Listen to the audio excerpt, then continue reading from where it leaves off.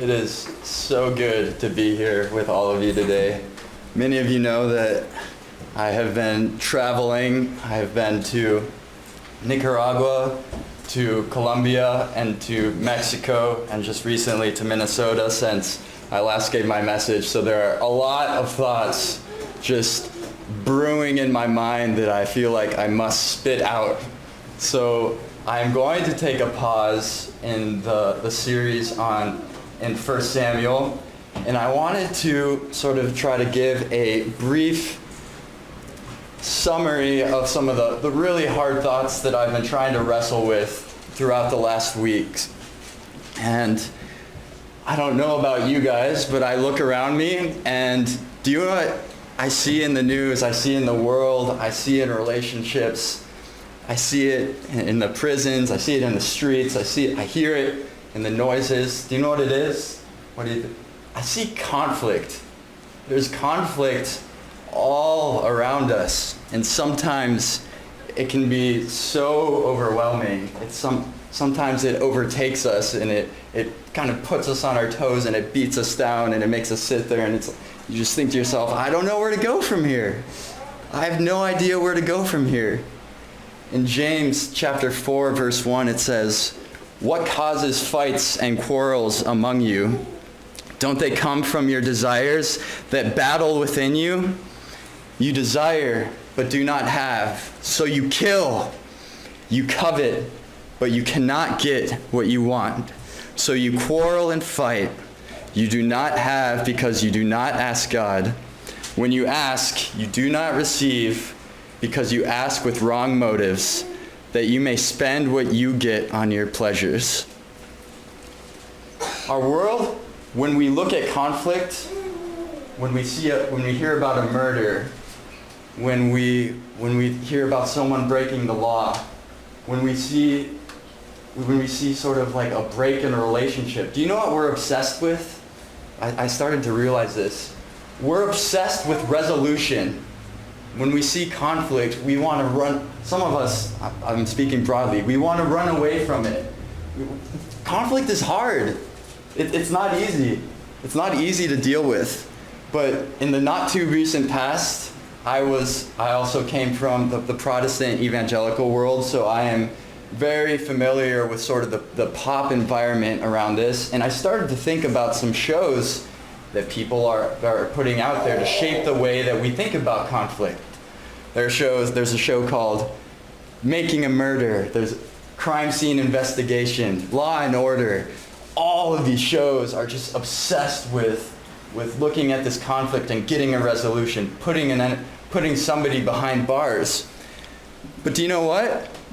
When you look at this, you think, man, this world it's full of monsters. Is it not? Isn't this conflict arising through these monsters that are out there? And you start to get this picture in your head. You're like, man, they're monsters. They're scary. I got to do something about them. And I was starting to think about that, and I thought about my own life, and I said, when was the first time that I think I became a monster? Where someone would look at me and say, that's a scary person. Somebody should do something about that person. And I was thinking to myself, and I remembered this moment very clearly. I was in 5th grade, and my dad had just bought me a little BB gun. Does anyone know what a BB gun is? Mm-hmm. What do you think the first thing a kid does when he has a BB gun? Shoots it. He goes and tries to shoot something, right? So my dad, he gave me this BB gun, and he sort of gave it to me, said, go do it, learn it, be safe, don't point it at your friends, point it at the ground, all the gun safety. That's not gun safety. You're not qualified in gun safety now. But so when I was in 5th grade, I walked out, and I lived in this beautiful environment. It was overlooking the mountains of Ecuador, and there were lots of hummingbirds. Has everyone ever seen a hummingbird? And they're the most gorgeous creatures you can possibly imagine. And do you know what I did? I took aim, had it in my sights. I didn't even know my own power. And I shot it, and I hit it. And there's like this flutter of excitement, right? You're like thinking to yourself, wow, I've done something great. And I ran over to that hummingbird. And you know what? For the first time in my whole life, I looked down at that thing that it was so innocent and so beautiful. And I said to myself, I'm a monster. I just killed something incredibly beautiful for no reason. Something pristine, God's beauty. I killed it. I became a monster. It was beautiful. But in this moment, we see in this world there are these competing thoughts of there's innocence. And there are monsters that sort of corrupt upon everything that is innocent. Later on in my life, I read this really, really interesting book. It's called To Kill a Mockingbird. Has anyone ever read To Kill a Mockingbird? Somebody, at least one person in here. So, To Killing Mockingbird is this great story about a father who's trying to raise his kids up in a racist country. And he's trying to teach them, hey, not only are there monsters in this world, but society around you, they're going to try to take something innocent and they're going to try to make it into a monster, and then they're going to try to elevate that as a scapegoat. And one of my favorite lines in this whole story is from the father. His name is Atticus, a really strong name for a father, and he's trying to teach his son a lesson. His son's name is Jem, and he says, Atticus said to Jem one day, he actually bought him a BB gun, and he said, I'd rather you shoot at tin cans in the backyard, but I know you'll go after birds. Shoot all the blue jays you want if you can hit them, but remember, it's a sin to kill a mockingbird.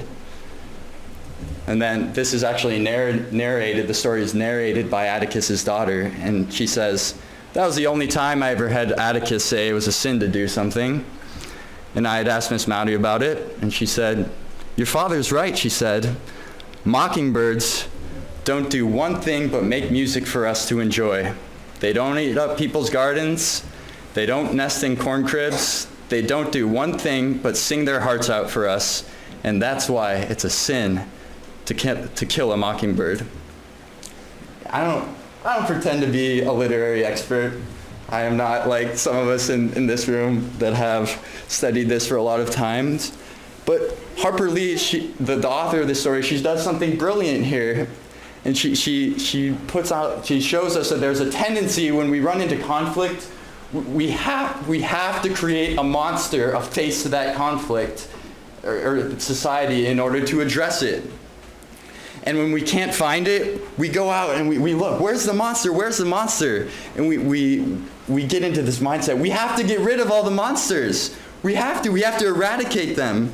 We have to get rid of them, or not, the world's going to be a bad place. This is our instinct. This is our instinct. Many of you also know in my past that I grew up in a Protestant evangelical background, and I don't know how many times I've been asked this in my life, but how many of you remember where you were on September 11th? September 11th. There's a fair number of hands being raised up here. So September 11th was when these planes crashed into the Twin Towers. You remember that? Remember what happened? And then all of a sudden, guess what happened?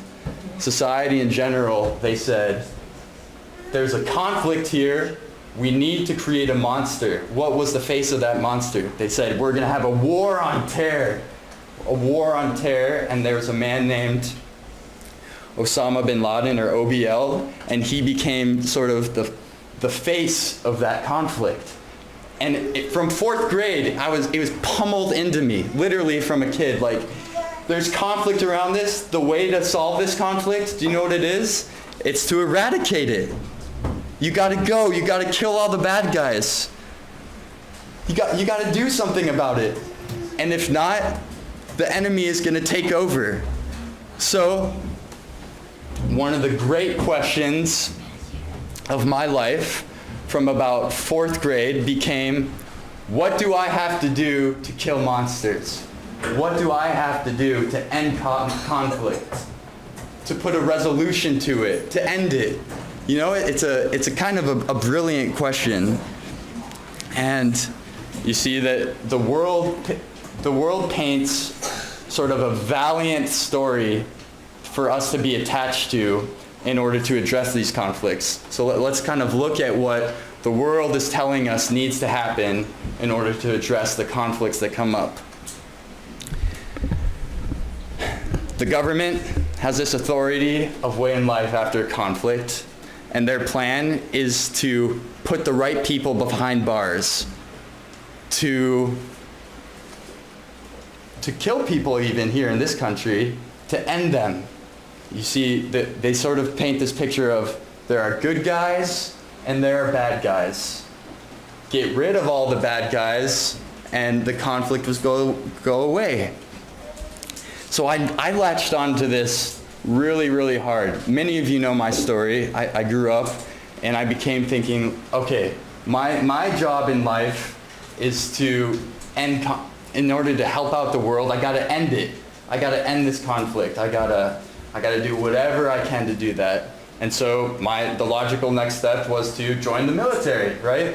How else could you get rid of bad guys without being able to kill them? So my first day in the Air Force, they gave me this little red book. And they said, throughout the next year, you're gonna have to memorize every single line in this book and be able to replicate it. So they put it in your mind, and they're like you're gonna have, if you can't say this, you're gonna be in trouble. And you know what the line I remember most from this book is? There's this quote, and it's just by an anonymous person, but he says, while you are resting, someone is training to kill you, and when you meet, you'll find yourself lacking.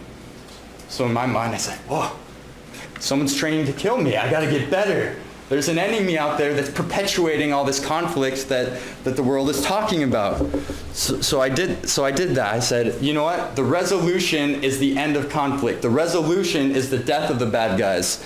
The resolution is when the West takes over. We walk in and we say, yes, we have experienced victory. But they also said, if you don't step up to kill these monsters, evil is going to prevail.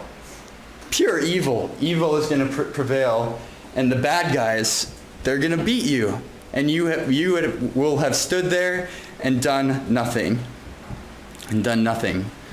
So a lot of you maybe remember where you were on 9/11. Do any of you remember where you were in May of 2011? Do you remember? So May of 2011 is when the U.S. announces that Osama bin Laden had been killed, OBL. And I wanted to pull up some of the article titles because I was in the pinnacle of these academies that had been taught since they were in 4th grade that this is the bad guy. You got to get him. You got to go find him. You got to put an end to this. And so the night that they announced that Osama bin Laden was dead, do you know what we did at the Air Force Academy? We ran around like animals singing songs and celebrating and raising flags, and we had each other, they're like kids on people's shoulders running around saying, yeah, we did it, the conflict is over, it's over, he's dead, Osama bin Laden. And you know what? There are articles over at Annapolis too. They even had to cancel school from the amount of, whiplash this produced. Positive whiplash. And I stood back and I looked and I said, this is success? As humanity, this is success when we celebrate a man's death? Can that really be the thing that we ought to celebrate? Death? That's what we celebrate? That's the best the world has to give us in their plan for conflict? Is an end? Is a violent end? Even more than that? So even when you figure out how to kill these monsters, something is terribly wrong. Really wrong. When we're celebrating death and that's the pinnacle, and you get to celebrate, there were like literally guys crying because of how happy they were when this supposed monster had been brought to his knees. So we should be saying, well, wait, afterwards, the monster was gone. OBL summoned along, he was dead. Guess what continued on? Conflict. This generation of youth that had been told, this is your mission. Go after him. Go find him. Go train. There are other people training to kill you. At the pinnacle of their success, they were let down. There was nothing to it. The success wasn't valid. When I was in Nicaragua, I gave a sermon on a follow-up sermon that I had heard here, and it really cut to my heart because of the way that I think about God I still struggle with it. Brother Finney gave a message out of Matthew 5:43, where Jesus says, I'm just going to read it. You have heard that it was said, you shall love your neighbor and hate your enemy. But I say to you, love your enemies, bless those who curse you. Do good to those who hate you, and pray for those who spitefully use you and persecute you, that you may be sons of your Father in heaven. For he makes his sun rise on the evil and on the good, and sends rain on the just and on the unjust. For if you love those who love you, what reward have you? Do not even the tax collectors do the same? And if you greet your brethren only, what do you do more than others? Do not even the tax collectors do so? Therefore you shall be perfect, just as your Father in heaven is perfect. So Brother Finney, he stood up here and he asked, what do you think of when you think God, what do you think God is thinking when he looks down at each of you? What is he thinking in this moment? What is he thinking when he looks at you? And the top answer was, and this resonated with me so deeply, the top answer was disappointed. When at my heart of hearts, when I try to put myself in God's shoes and look down upon me, I'll think, I resonate. One of the first thoughts that comes is, God must be disappointed in me. He's given me all of this chance to please him, and I continually let him down. I continue to fall. And that cut to my heart because I didn't know how to frame myself in this position to actually believe that God is for me. That God is for me. That God was my number one fan. That he wanted me to succeed. And not only me. Do you know who else he wants to succeed? Every soul. Do we actually believe that? That at the heart of this passage, when the world is trying to pin good guys versus bad guys, will we step in and say, no, we're not the enemy. We're the same team. We have a guy that's for us. He's for everyone. He's trying to save all of our souls. He's doing everything he possibly can to do that. And when you really internalize that and you start to say, hey, God is for me as much as he is for someone that orchestrates one of the worst events in the world. There was another moment where Brother Finney was with me, and we were in our trial. Maybe you remember this. And the lawyer that was in charge of my conscientious objector trial, he looked at me after I had been telling him sort of my newfound beliefs on loving your enemies, and he said, Zack, do you know what I've done through? I've had to catalog men who have filmed child pornography. And you're telling me that you don't think that man deserves some sort of justice? And I looked at him and I said, that's a hard thing to say to someone, and say, yes, I believe that God is as for that man that did that sin as he is for me. And that God, through the gospel, has the power to transform even the most vile person. He has the power to not only kill monsters, but to raise mockingbirds. Do you see? God has the power to kill a monster and to raise a mockingbird, to restore the innocence where it once belonged. I have to tell this story because it's a meaningful story. I think it ties in well. And many of you also know that I've been celebrating the 1 year of my mom's passing She passed away July 26th last year. And as Brother Finney tried to present this teaching to me, I thought to myself, how can I really overcome this kind of a deep-held belief that God is disappointed in me? That how can I really believe that God is my fan? So about 2 years ago, I went back home for Thanksgiving, and I told my mom that, hey, I'm thinking about leaving the military because I don't think it's the best way to help. And 5 years before, I told my mom, hey Mom, I'm thinking about joining the military. And when I joined the military, my dad was in Haiti, and her response was, I'm going to take you out to dinner, and I'm going to show you that I support you in your endeavor to heal the world. She knew it. She knew my heart was great. So she took me out to dinner, and she said, Zach, I'm your #1 fan.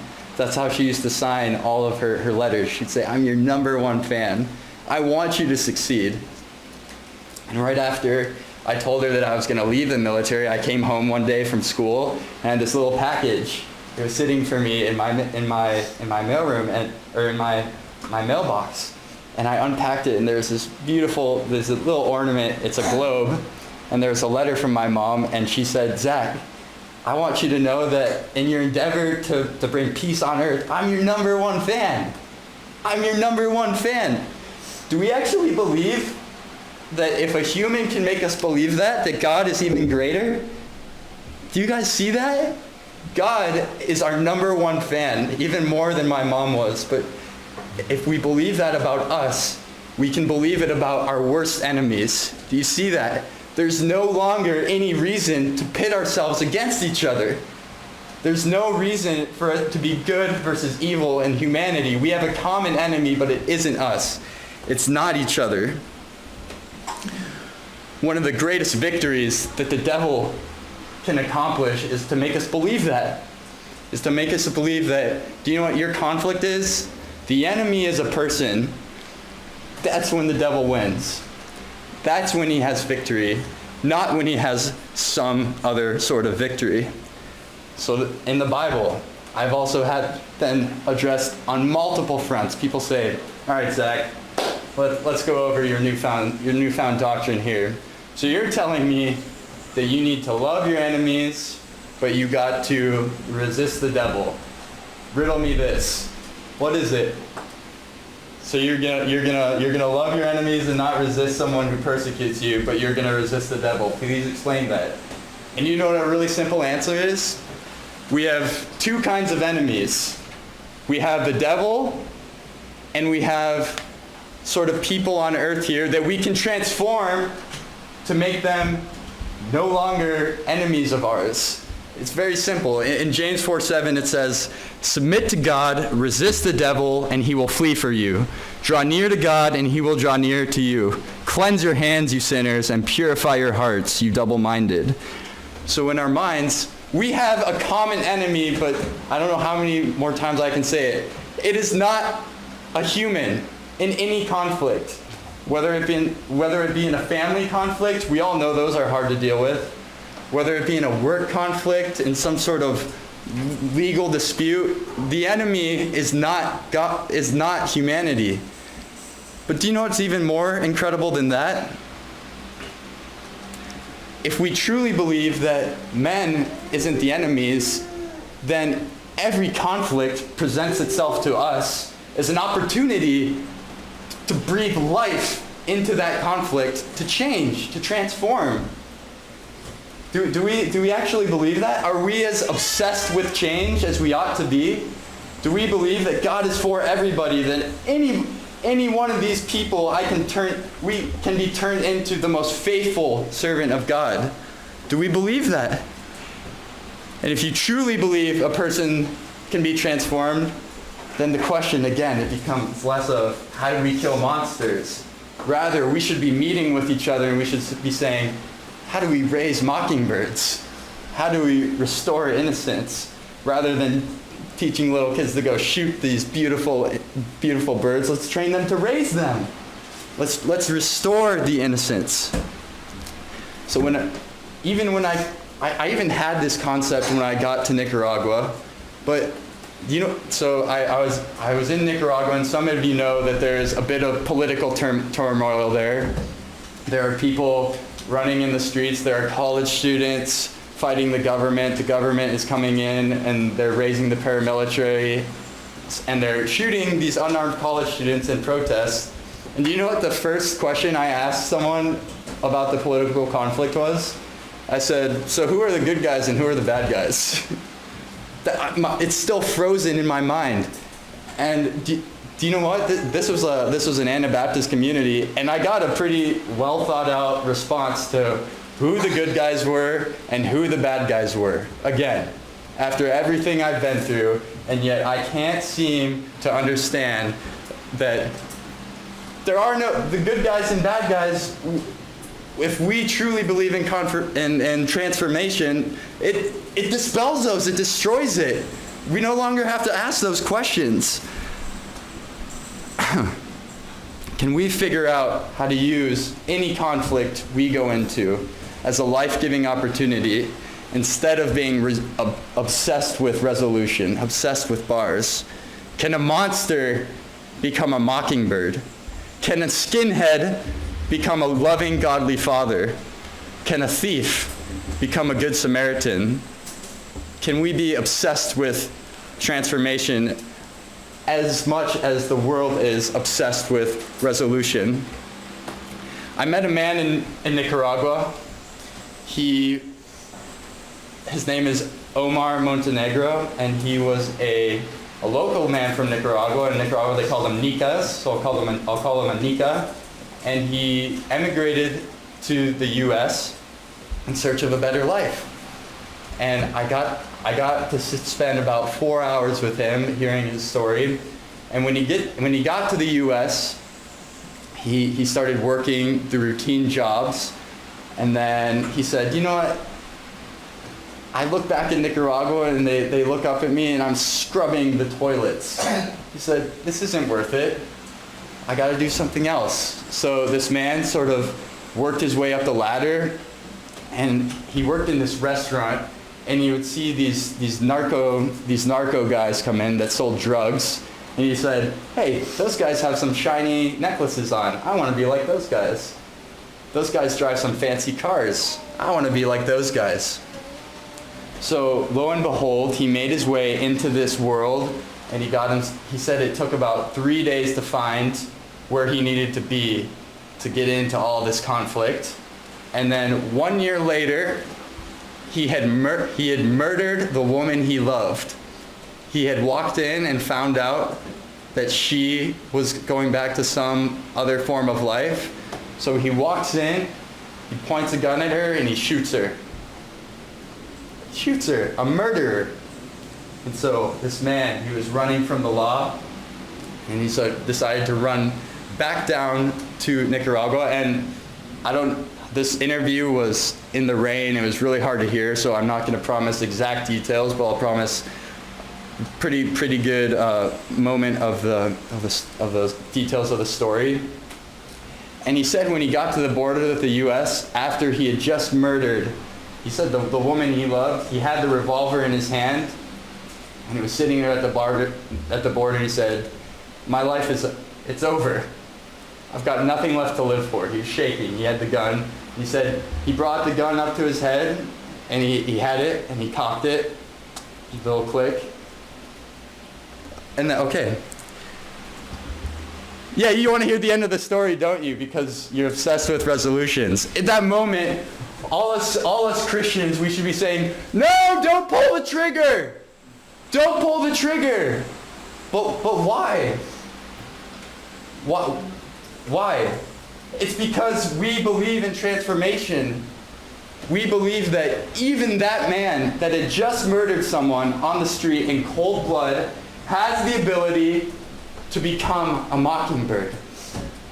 Rather than saying, hey, how do we kill that monster? Can we frame the question, how do we raise a mockingbird? You're gonna have to hold on for the end of that story. Keep listening or you might miss it.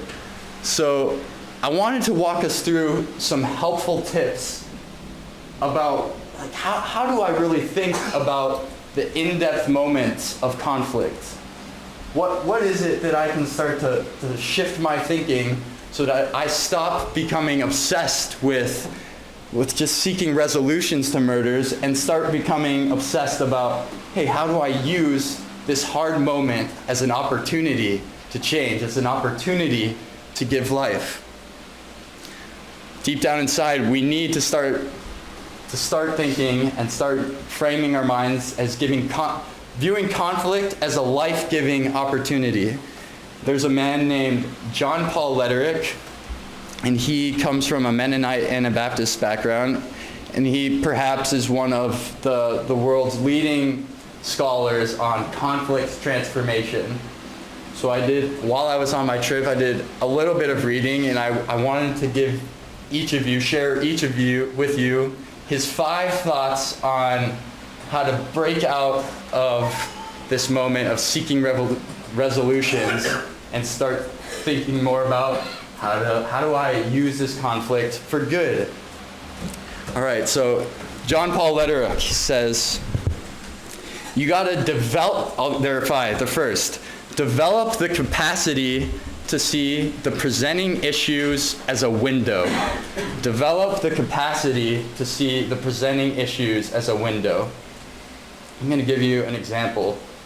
Does anyone in here, do they ever have dirty dishes in their house? Yeah, everybody has dirty dishes in their house. Have you ever felt like a conflict around who is going to clean those dirty dishes? I bet you that you have. A lot of people, they actually argue about this. They start saying, you're going to clean the dishes. No, you're going to clean the dishes. I remember doing this when I was little with my sisters. And sometimes we actually fool ourselves into thinking that the actual problem is with the dishes. Is there a conflict around these dishes?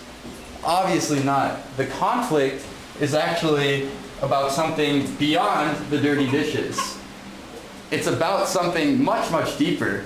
But sometimes we can be obsessed with these presenting issues as a window, and we're actually staring at it.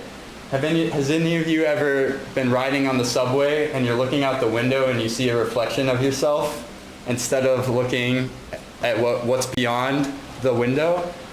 If we become too obsessed with the presenting issues in a conflict, like dirty dishes, like violence, like an argument that arises, we can't see what's beyond the window. We can't see that beyond this conflict, there's actually something much deeper that we have to start thinking about. So number 1, develop the capacity to see presenting issues as a window rather than just being able to focus on the glass itself. Number 2, develop the capacity to integrate with multiple time frames.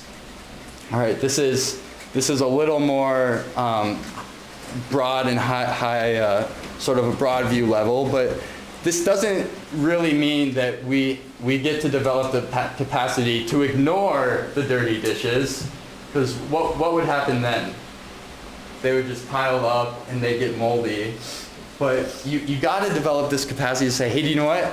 I'm going to wash these dishes, but at the same time, I'm going to go back and restore whatever relationship was sour to create this conflict in the first place. Number 3, develop the capacity to pose the energies of conflict as a dilemma. To pose the energies of conflict as a dilemma. How many of you here like to solve problems? Yeah, I would say, like, if there's a puzzle in front of me, if there's a table and there's some sort of game, I'm like, I gotta run to that. A lot of the times when we approach conflict, we want to run away from it. But if you really think about it, the complexity of any problem requires that we develop the capacity to identify the key energies in a situation and hold them together as interdependent goals. Okay, and now I'm going to read a simple formula that I love. A simple formula provides us entry into the world of dilemmas and paradoxes. Its application in real time and real life situation requires a great deal of discipline, repetition, and creativity.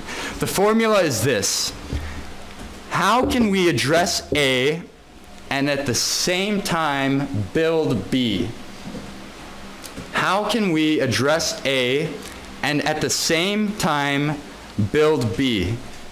The ability to position the situation as dilemmas gives us a capacity to live with these apparent contradictions, and this is at the heart of transformation. How do we address A and at the same time build B?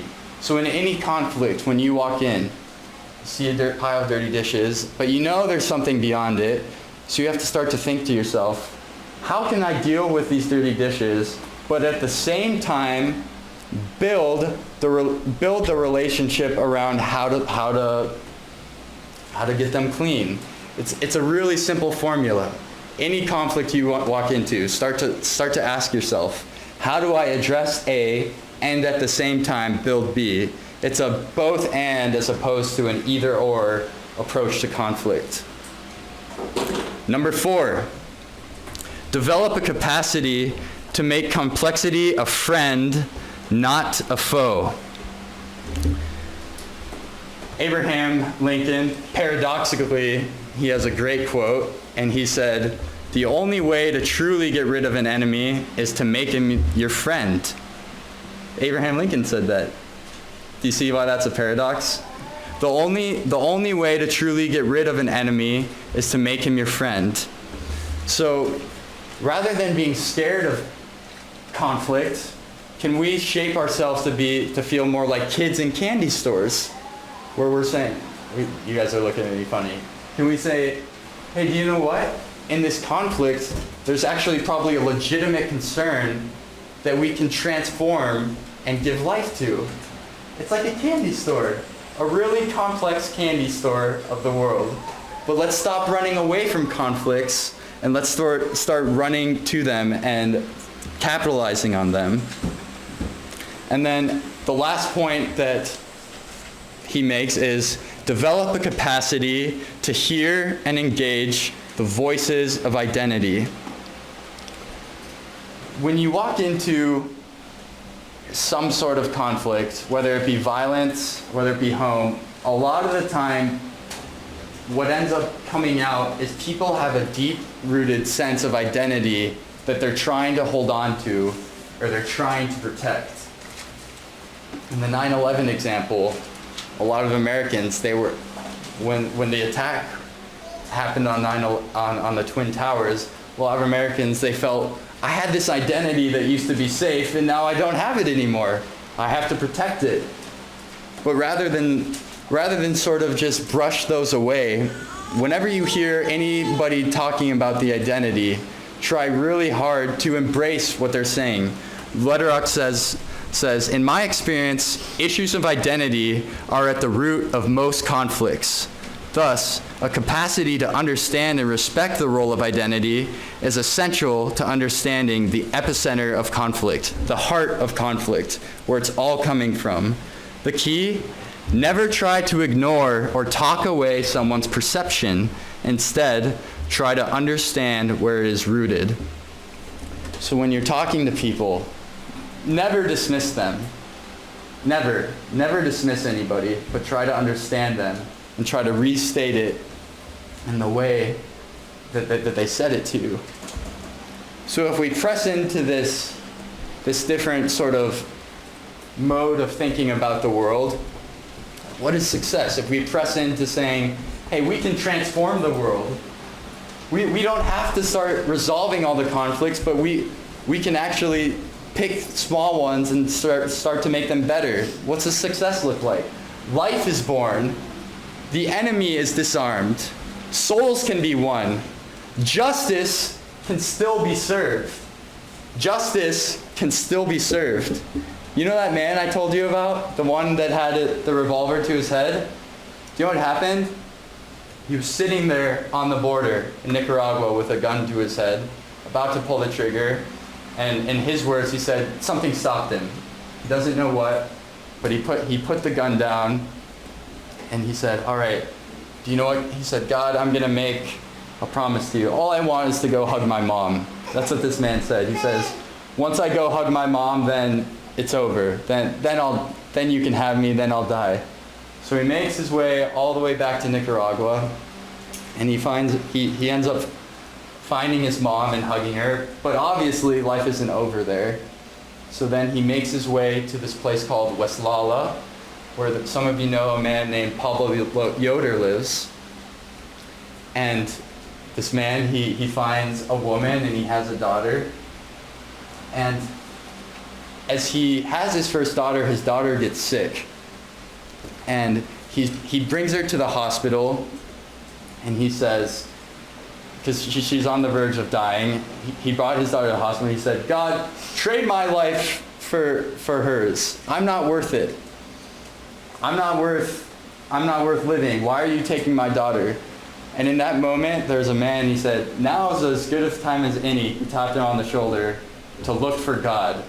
So this murderer is seeking God. And there's many more details to the story. But he ends up coming and joining a peace church. A peace church.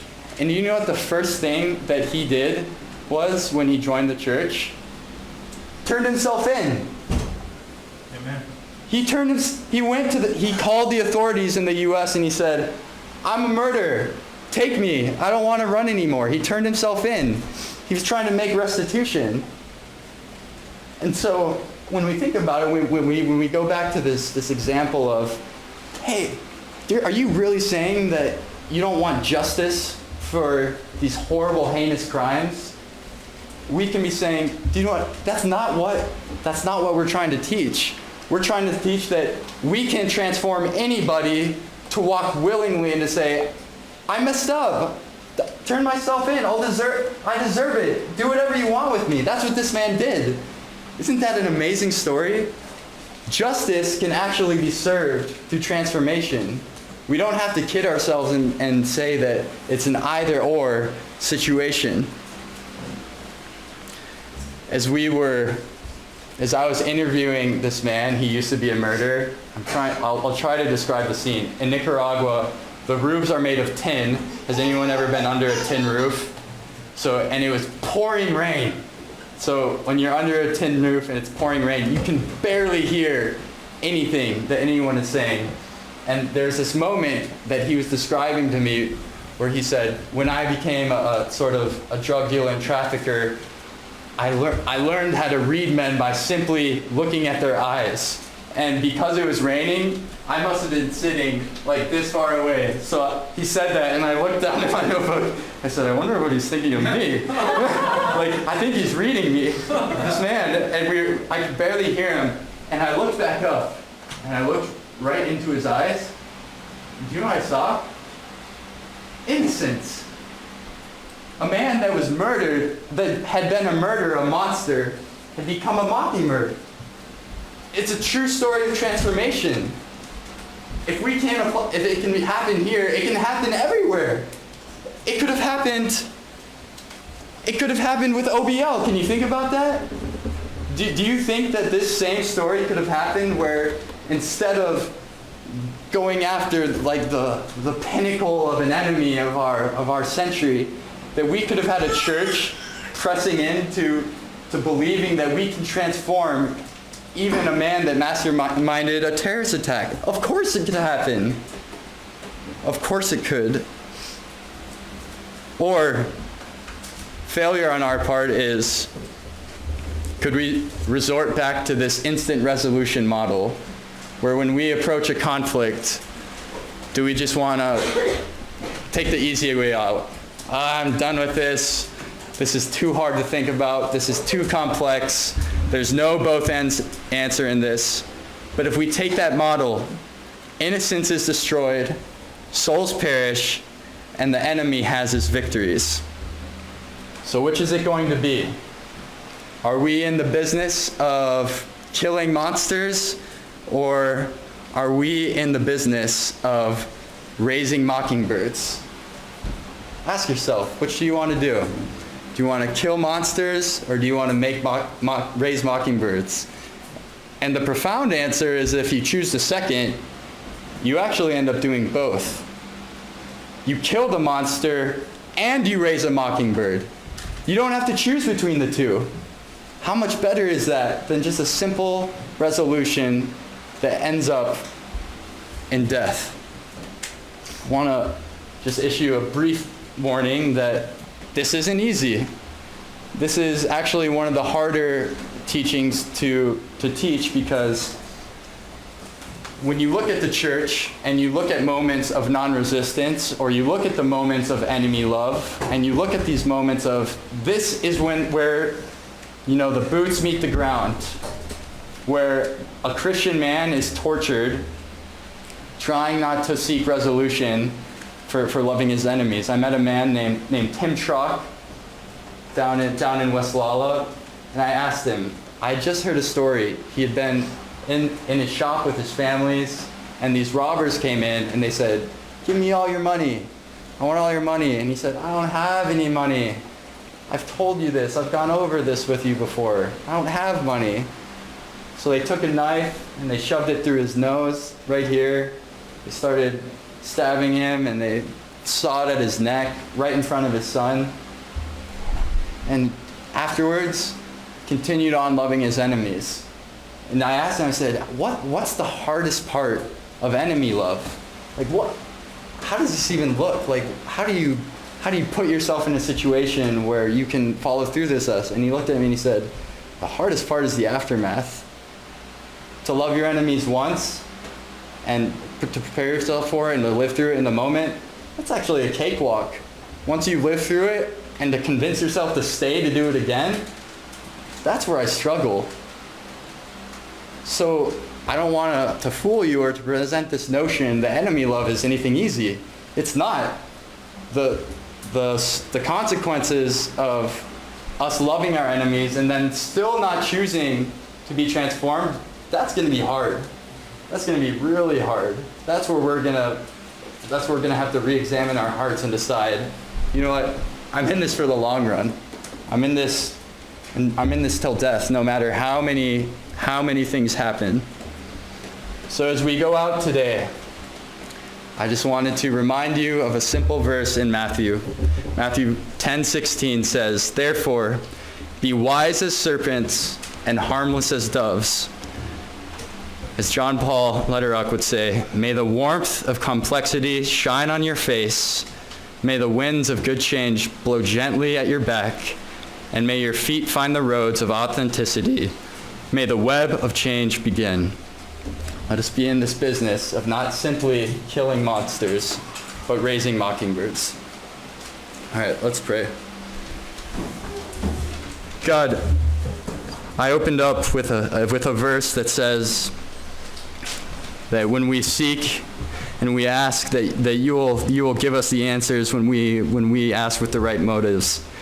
God, I beg you in front of this church, I beg you to train us to become obsessed with transforming conflict. I beg you for the chance, for the wisdom, for the opportunities for us to be confronted with the right moments, to be able to apply your teachings. God, please teach us. Please let us be a church that can learn how to be a light in the world, that can learn how to press into conflict, that can learn how to stay in it when it gets hard, that can learn that there is innocence to be restored, and that we seek your peace, God. We are the agents of it. We love you so incredibly much, and we praise you for your wonderful word and your Son. And in his name we pray, amen.